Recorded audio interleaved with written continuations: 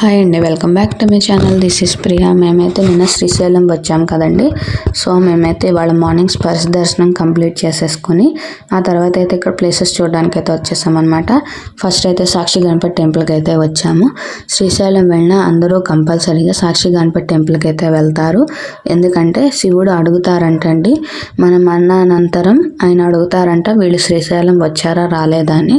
అప్పుడు సాక్షి గణపతి అయితే వచ్చి సాక్షిని చెప్తారంటండి వీళ్ళు వచ్చారు అని. అందుకని చెప్పేసి అక్కడ కంపల్సరీగా దర్శనం చేసుకుంటారు. ఆ తర్వాత అయితే పాలధార పంచదార అండి. పాలధార అంటే శివుడి నుదుట నుంచి జాలువారిన ఒక దార అన్నమాట. పంచదార అంటే శివుడి 5 ముఖాల నుంచి జాలువారిన పంచదార అన్నమాట.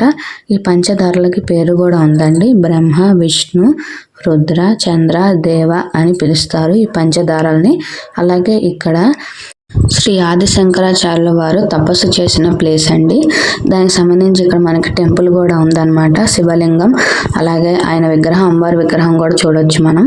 ఆ తర్వాత అయితే మేము హటకేశ్వరం, అలాగే దాని ఆపోజిట్లో లలిత అమ్మవారి పీఠం ఉంది, అవి కూడా దర్శనం చేసుకున్నాము. ఆ తర్వాత అయితే మేము ఇప్పుడు శిఖర దర్శనానికి అయితే వచ్చేసామండి.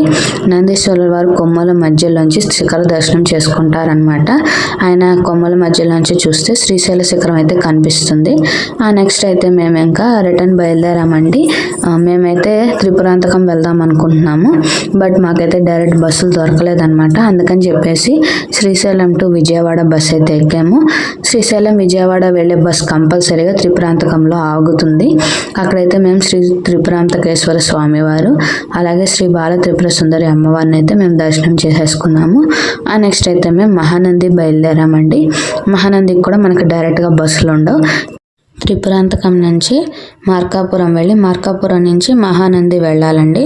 మార్కాపురం వెళ్తే మనకు చాలా బస్సులు అయితే దొరుకుతాయి.